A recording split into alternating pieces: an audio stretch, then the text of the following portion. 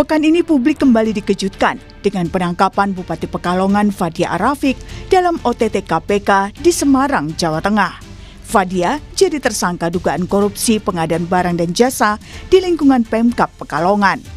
Deputi Penindakan dan Eksekusi KPK Asep Guntur Rahayu mengungkapkan peristiwa bermula saat suami Fadia, Miktarudin Ashraf Abu, yang juga anggota DPR RI, dan anaknya Muhammad Sabik Ashraf, yang juga anggota DPRD Pekalongan, membuat perusahaan PT Raja Nusantara Berjaya.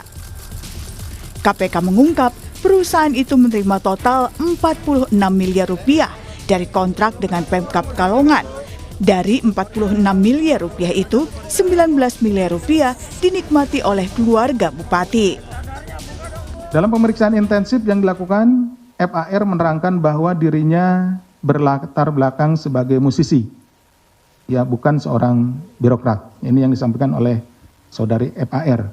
Serta dengan demikian, saudara FAR tidak memahami hukum dan tata kelola pemerintahan daerah. FAR mengaku urusan teknis birokrasi diserahkan kepada sekretaris daerah, sementara dirinya lebih banyak menjalankan fungsi seremonial di lingkungan Kabupaten Pekalongan.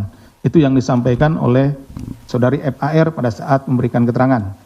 Hal ini tentunya bertentangan dengan asas presumptio aures de iure, teori fiksi hukum.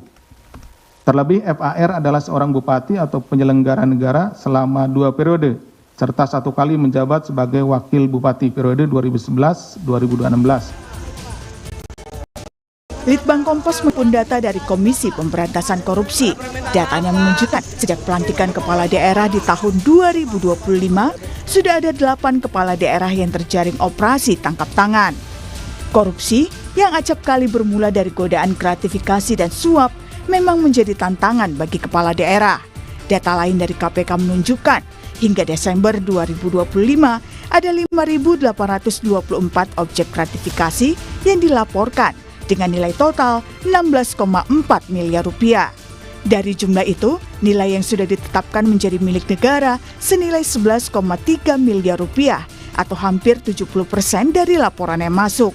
Dari jenis gratifikasi, yang paling dominan dilaporkan adalah uang, voucher, logam mulia, atau alat tukar lainnya.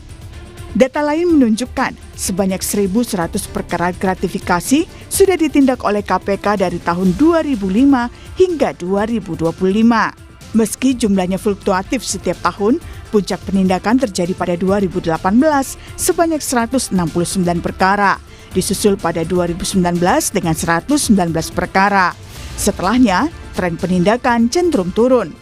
Pada tahun 2020 terdapat 55 perkara gratifikasi yang ditindak, sebanyak 65 perkara di 2021, 100 perkara di tahun 2022, turun jadi 85 perkara pada 2023, 63 perkara pada 2024, dan 48 perkara di tahun 2025.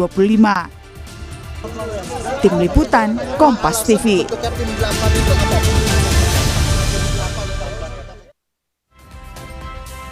Dan pekan ini saudara, publik kembali dikejutkan dengan penangkapan Bupati Pekalongan Fadia Arafik dalam OTT KPK di Semarang, Jawa Tengah. Dan mirisnya saudara, sejak pelantikan kepala daerah di tahun 2025 sudah ada 8 kepala daerah yang terkena OTT KPK.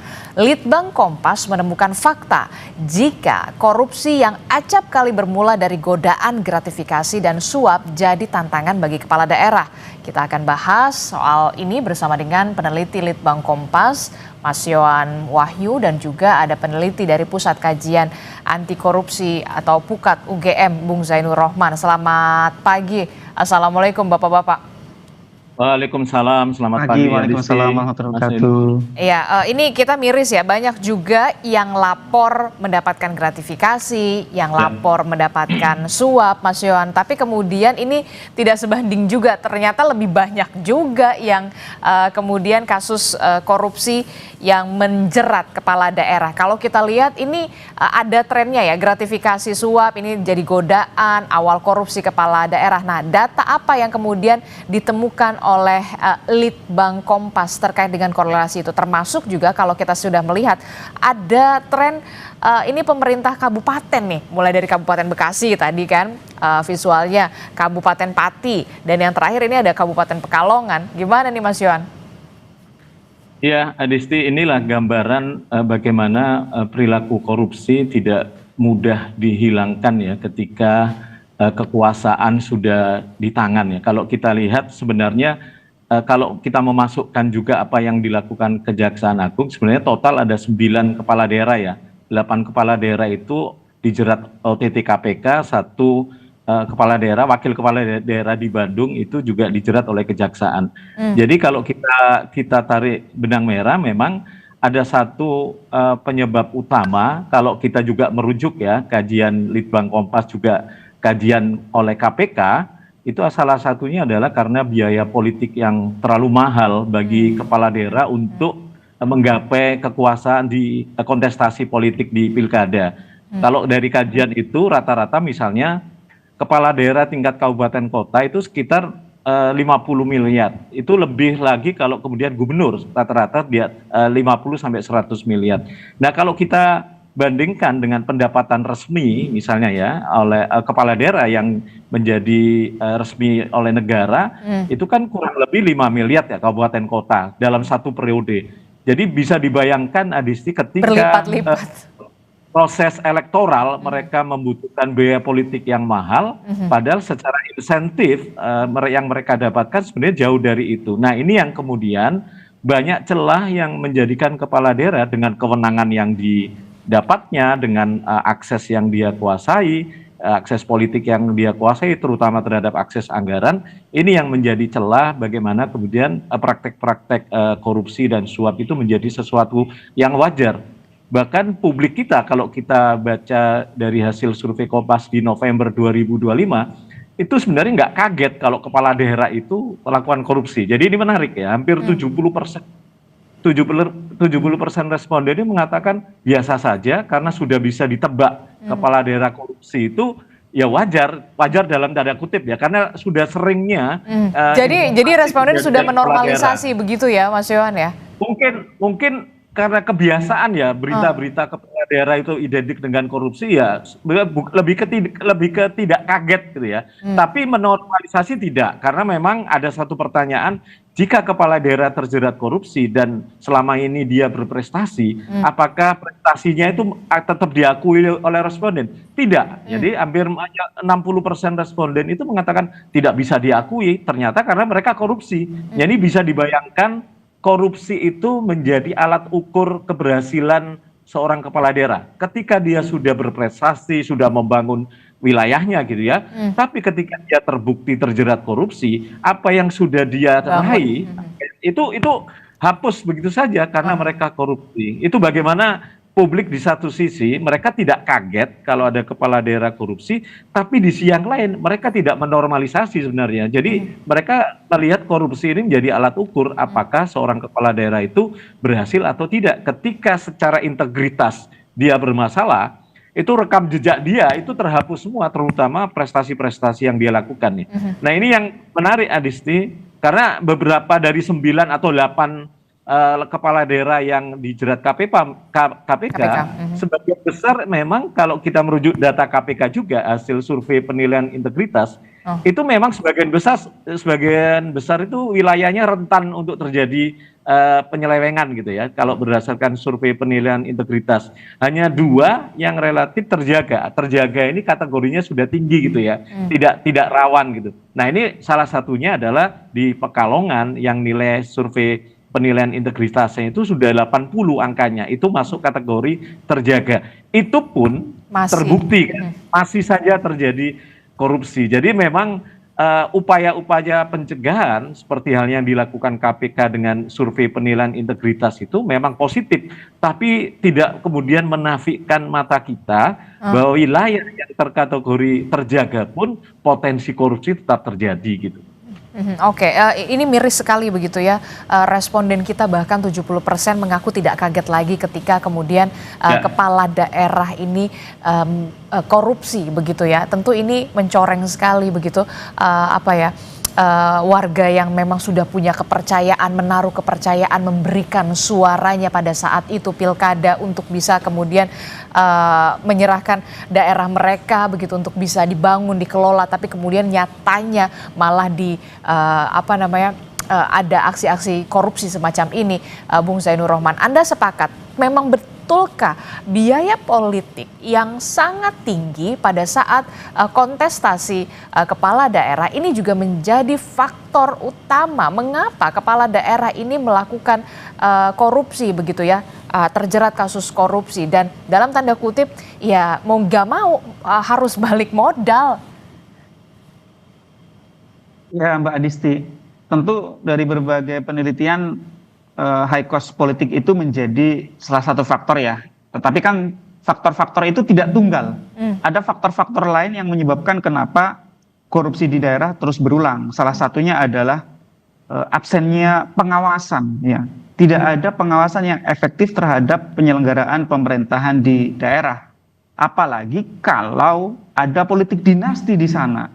Anaknya anggota DPRD, suaminya adalah politisi yang sudah lama beroperasi di daerah itu. Keluarganya memegang bagaimana pengelolaan pemerintahan di daerah, termasuk dari sisi juga aspek bisnis, mengatur pengadaan barang dan jasa. Jadi nggak ada check and balances, fungsi kontrol nihil, sehingga kekuasaan itu cenderung digunakan untuk memperkaya diri sendiri secara melawan hukum. Jadi ini memang kompleks. Yang kedua Mbak Adisti, yang saya ingin komentari adalah apa sih yang menjadi penyusun atau yang menyebabkan terjadinya high cost politik ya. Saya lihat dua paling besar, itu yang pertama adalah vote buying Mbak Adisti. Betul ada kebutuhan untuk menyuap pemilih dalam bentuk serangan fajar, amplop sembako gitu ya. Tidak bisa sekadar kesalahan itu diletakkan kepada pemilihnya. Ada yang kedua, faktor kedua Mbak Adisti, yaitu kepala daerah ketika mereka berkontestasi juga banyak mengeluarkan modal politik dalam bentuk kandidasi buying Mbak Adisti, yaitu membeli perahu untuk pencalonan. Kepada siapa mereka membeli? Memberi dukungan itu kepada parpol atau gabungan partai politik. Mereka butuh tanda tangan ketua umum dan sekjen. Kalau tadi ada data dari Litbang Kompas, saya juga punya sumber data yang mengatakan bahwa vote buying itu memang besar, tetapi kandidasi buying juga tidak kecil. Kandidasi buying membeli parpol itu nilainya juga miliaran rupiah. Sehingga ketika dua pembelian ini bertemu, terjadilah kebutuhan pengeluaran 30-50 miliar untuk menjadi seorang calon kepala daerah terpilih. Nah itu kemudian menyebabkan mereka berupaya untuk mengembalikan modal atau memupuk kekayaan untuk kontestasi berikutnya di level yang lebih tinggi. Atau juga untuk memodali anggota keluarganya berkontestasi. Kalau dia adalah bupati, dia memodali anaknya untuk nyalon di DPRD, memodali suaminya untuk berkontestasi di DPR RI misalnya. Jadi menurut saya ini memang sangat kompleks dan tidak tunggal faktor penyebabnya, sehingga juga perlu penyelesaian masalah sesuai dengan karakteristik faktor-faktor penyebabnya. Mbak Adisti. Oke, harus ada penyelesaian masalah sesuai dengan karakteristik permasalahannya. Jadi bagaimana kemudian agar celah-celah semacam ini begitu ya, walaupun saya bisa mengatakan ya klise begitu, supaya ini nggak terulang lagi, nggak ada celah-celah lainnya begitu. Ya, yang pertama dari sisi desain politik. Ini kan sekarang elit-elit kita menawarkan kepada rakyat untuk pemilihan kepala daerah secara tidak langsung, tetapi oleh DPRD. Saya pertanyakan usulan itu Mbak Adisti, kenapa? Karena sekarang pun dengan pemilihan langsung, parpol itu minta jatah kepada para calon dalam bentuk kandidasi buying. Nilainya saya dengar bahkan ada yang mencapai bukan miliaran, puluhan miliar. Kalau nanti menjadi pemilihan tidak langsung sepenuhnya oleh DPRD.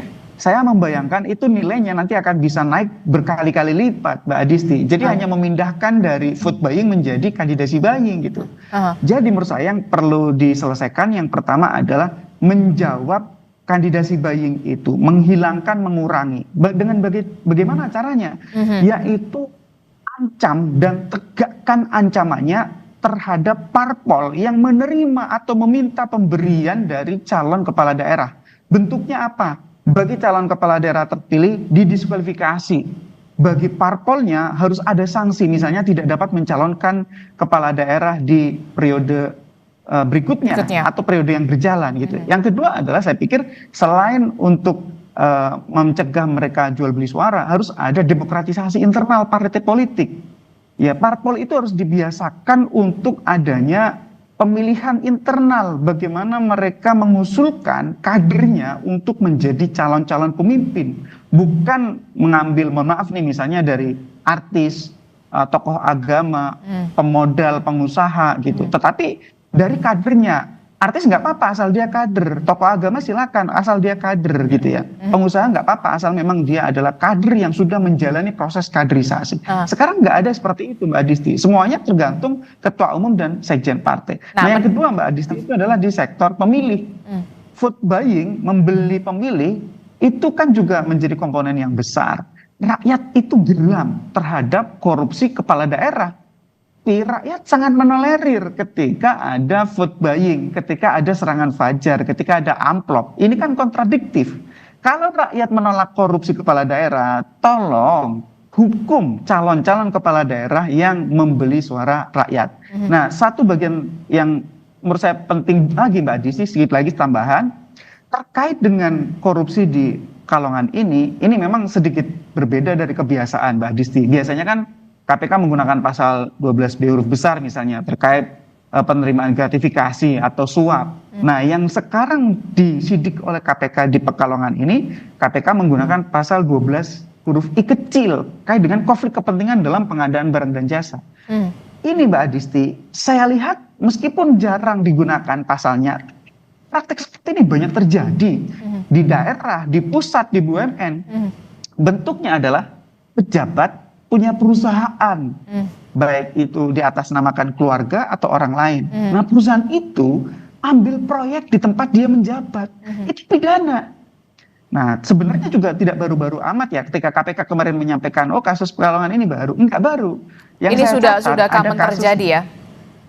Ada kasus dulu sudah diselesaikan oleh KPK juga, Mbak Adisti, Banjarnegara, Bandung Barat, Kota Bima, itu kepala daerahnya menggunakan perusahaan yang sudah atas nama keluarga, atas nama orang lain untuk mengerjakan proyek. Akibatnya apa? Pasti dimenangkan, diistimewakan, tidak ada yang berani menegur, kemudian merugikan keuangan daerah. Sehingga ini memang butuh ya pemahaman kepada para pejabat negara, jangan ikut ambil proyek untuk kepentingan pribadi di tempat dia menjabat. Kalau memang misalnya dia adalah seorang pengusaha, ya silakan perusahaannya ambil proyek di tempat lain. Ya tentu juga tidak boleh dengan menyuap ya. Silakan ikut ambil proyek di perusahaan swasta. Bisa gitu ya. Misalnya perusahaan outsourcing juga bisa menjadi penyedia barang dan jasa di perusahaan swasta. Tapi jangan kalau dia bupati mengambil proyek di tempat dia menjabat. Kalau ambil proyek di tempat dia menjabat, Mbak Adisti, ya semua orang takut untuk tidak meloloskan dia. Pasti diloloskan perusahaan itu. Gak ada yang mau nyenggol ya. Itu sebagai betul, konflik kepentingan dalam pengadaan barang dan jasa, itu pidana, Mbak Adisti. Nah ya, ini juga menarik begitu untuk dibahas. Mas Yohan, kalau kita lihat ada iming-iming soal proyek yang tadi disebutkan oleh Bung Zainur Rohman, perusahaan keluarga yang notabene ini dalam tanda kutip perusahaan keluarga sang kepala daerah begitu. Ada juga iming-iming uang, logam mulia, LM seperti yang kita ketahui, kemudian ada voucher fasilitas mewah yang kemudian kerap ditawarkan kepada kepala daerah. Nah, apakah Litbang Kompas juga menemukan siapa saja yang masuk dalam lingkaran dalam tanda kutip untuk menggoda kepala daerah? Ya, kalau kita lihat banyaknya kasus korupsi yang menjerat kepala daerah, itu pasti inner circle dari kepala daerah itu yang menjadi salah satu sumber terpilih atau terjeratnya seorang kepala daerah ya dari kasus-kasus OTT yang dilakukan KPK gitu ya. Jadi saya sepakat tadi Mas Zainur, hulu dari persoalan ini adalah partai politik. Jadi memang perlu political engineering, misalnya desain regulasi nanti ke depan itu bagaimana memaksa partai politik dalam konteks melakukan rekrutmen politik sekaligus kaderisasi politik. Jadi bayangan saya, misalnya partai itu harus dipaksa untuk kemudian menyiapkan kadernya untuk kontestasi kepala daerah 5 tahun ke depan misalnya. Jadi selama ini, Adisti, tidak ada syarat anggota partai untuk kepala daerah. Ini agak berbanding terbalik dengan caleg. Caleg itu harus ada, caleg itu di undang-undang ada syarat anggota partai, harus menjadi anggota partai. Meskipun tidak diatur durasinya. Misalnya besok pemilu, hari ini Baru saya daftar. katanya dari daftar bisa gitu ya. Itu caleg. Kalau kepala daerah tidak ada aturan. Syarat menjadi anggota partai politik. Nah, ini ke depan mestinya kepala daerah ya anggota partai politik gitu ya. Bayangkan kalau itu ada syarat itu, kemudian ada syarat durasi minimal. Jadi minimal kepala daerah itu adalah calon kepala daerah yang diusung partai adalah kadernya sendiri yang sudah menjadi kader minimal 5 tahun misalnya.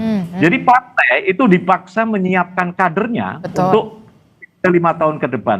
Nah, ini dari sisi hulu ya, rekrutmen. Jadi memaksa partai untuk kemudian ya mau nggak mau harus menyiapkan kader internalnya. Jadi semua partai itu akan berlomba-lomba gitu ya untuk kader partai menyiapkan kadernya untuk kontestasi di pilkada. Yang kedua, kompetensi harus masuk juga di undang-undang ya, nggak sekedar pendidikan ya, rekam jejak misalnya. Dia misalnya menjadi pengurus partai atau pernah jadi kepala daerah di level bawahnya misalnya. Jadi tidak ada alasan misalnya di kasus Pekalongan dia tidak tahu apa-apa yang ngurusin sekretaris daerah, padahal kita tahu rekam jejak dia sebelum jadi bupati dia wakil bupati di Pekalongan. Jadi ini kompetensi menjadi sesuatu yang sesuatu yang dibutuhkan ya, keniscayaan agar publik juga melihat selain dia punya kapasitas politik sebagai kader yang sudah disiapkan oleh partai, dia juga punya kapasitas pengelolaan pemerintahan, ya pengalaman rekam jejak itu. Jadi semakin sempit, semakin detail syarat kepala daerah itu akan semakin menguntungkan buat publik gitu ya, karena publik bisa membanding-bandingkan gitu ya. Selama ini kan tidak, proses rekrutmen tadi Mas Zainur bilang kandidasi buy-in gitu ya, karena memang proses pembelian tiket itu memang lebih mahal, bahkan mungkin sama mahalnya dengan pembelian suara pemilih gitu ya. Nah ini kan ketika undang-undang memotong ya, lebih mensimplifikasi bahwa harus kader partainya, ya mau nggak mau semakin mengkerucut partai gitu ya, semakin mengkerucut calonnya dari internal. Jadi perintah undang-undang selama ini kan tidak ada. Jadi harus ada perubahan regulasi itu ya untuk bisa kemudian memperketat. Nah, dari sisi pengawasan, saya pikir juga pemilih itu selain punya right to vote, bisa dibayangkan kalau mereka juga punya right to recall. Ya. Jadi hak pemilih untuk menyatakan merecall mandatnya terhadap kepala daerah yang menang di pilkada, misalnya 1 tahun, 2 tahun, ketika melihat kebijakan-kebijakan kepala daerah atau dalam kasus kepala daerah melakukan penyelewengan tidak sesuai aspirasi publik, pemilih bisa melakukan recall. Jadi ini yang sebenarnya hak pemilih juga untuk melakukan recall, tidak hanya sekedar right to vote, hanya memilih, tapi juga dia juga pemilih juga punya kesempatan untuk merecall. Ini untuk mengimbangi posisi legislatif yang mungkin masih tumpul dari sisi pengawasan gitu ya. Saya sepakat tadi memang salah satu faktornya adalah tumpulnya pengawasan terhadap jalannya pemerintahan, terutama yang dilakukan oleh legislatif. Jadi karena kan syarat pencalonan itu misalnya 20% sampai 25% kursi legislatif, itu mereka akan menguasai parlemen, ya otomatis fungsi pengawasan menjadi tumpul. Tapi kalau ini diimbangi dengan right to recall bagi pemilih, ini sedikit banyak menyeimbangi gitu ya, meskipun nanti di undang-undang mungkin bisa diatur persyaratannya, tidak mudah memang right to recall, tapi setidaknya pemilih punya hak untuk merecall pemimpinnya yang dianggap sudah menyeleweng dari janji-janji politiknya gitu. Nah, bagaimana Bung Zainur Rahman, Anda melihat itu tumpulnya pengawasan bisa diimbangi dengan hak warga masyarakat mereka di sana untuk bisa merecall pemimpinnya ketika memang sudah tidak on the track, termasuk juga soal partai politik, ada regulasi yang harus kemudian dibenahi soal rekrutmen kepala daerah, jangan sampai kemudian asal popularitasnya saja besar kemudian dicomot begitu ya, tanpa ada penggemblengan di partai politik yang kemudian memilihnya, termasuk juga soal saya miris begitu ketika kemudian yang di kasus Pekalongan ini beliau pernah menjadi wakil bupati tapi kemudian kesaksiannya beliau hanya menjalankan kegiatan seremonial, soal fungsi dan segala macam sebagai kepala daerah ini dijalankan oleh sekretaris daerah. Ini sungguh miris sekali. Ya, yang pertama terkait dengan kaderisasi ya. Saya setuju ya bahwa parpol itu tidak bisa lagi asal comot. Parpol harus menggunakan mekanisme kaderisasi yang baik, berjenjang, yang kemudian terukur. Tidak bisa kemudian seorang kepala daerah itu adalah orang yang tidak memiliki kemampuan untuk memimpin gitu. Nah, yang kemudian sekarang kita lihat di kasus Pekalongan ini, beralasan bahwa dia tidak tahu, padahal dia adalah seorang dokter hukum gitu. Yang kedua terkait dengan pengawasan. Pengawasan yang tumpul di Pekalongan itu karena menurut saya kuatnya politik dinasti di sana. Tetapi itu bukan kemudian menjadi penghalang ketika publik berpartisipasi dalam pemberantasan korupsi, termasuk misalnya melaporkan kepada KPK ketika ada dugaan terjadinya tindak pidana korupsi. Yang kedua adalah peran pers yang juga sangat penting untuk mengungkap bagaimana jalannya pemerintahan di sana gitu. Nah, sedikit lagi Mbak Adisti, menurut saya ini KPK juga perlu membuat efek jera gitu ya. Yang pertama, keluarganya yang terlibat harusnya juga dijerat. Dengan pasal apa? Pasal penyertaan gitu ya. Jadi memang dia bukan seorang penyelenggara negara yang sedang dalam kondisi konflik kepentingan, misalnya suami dan anak, tetapi dia turut serta dalam tindak pidana itu ya, sesuai dengan pasal 20, 21 di KUHP nasional, itu mereka termasuk pelaku penyerta gitu ya. Di pasal 21 di sana dikatakan kalau ikut memberikan bantuan terhadap melakukan pidana, itu juga dapat dipidana. Yang kedua Mbak Adisti, korporasinya Mbak Adisti, ini juga perlu dijerat secara pidana gitu ya. Tidak bisa kemudian korporasinya itu dibiarkan begitu saja melenggang, padahal korporasi itu digunakan untuk melakukan pidana dan telah memperoleh banyak sekali keuntungan selama ini Mbak Adisti. Nah, yang ketiga adalah KPK perlu menggunakan pendekatan TPPU, tindak pidana pencucian uang. Semua aliran uang hasil korupsi ini harus dapat dirampas dan dipulihkan, dikembalikan kepada negara agar siapapun yang menikmati hasil korupsinya tidak dapat menikmati gitu ya. Kalau itu sudah digunakan untuk kepentingan pribadi, ya mereka harus mengembalikan dari uang pribadinya. Sehingga menurut saya ini kasus Pekalongan ini harusnya menjadi pembelajaran untuk yang kesekian kali dari sisi konflik kepentingan dalam pengadaan barang dan jasa. Karena ini menjadi modus yang umum gitu ya. Cara untuk menguruk keuntungan oleh para pejabat salah satunya adalah dengan membuat perusahaan bayangan yang perusahaan itu ikut dalam pekerjaan pengadaan barang dan jasa yang kemudian keuntungannya itu digunakan untuk kepentingan-kepentingan politik. Jadi Mbak Adisti, saya lihat ini momentum yang baik bagi KPK untuk menunjukkan kepada semua pejabat penyelenggara negara agar mereka hati-hati di dalam menjalankan kekuasaan kewenangannya. Dan yang kedua, bagi Republik Indonesia sangat penting untuk melakukan perubahan terhadap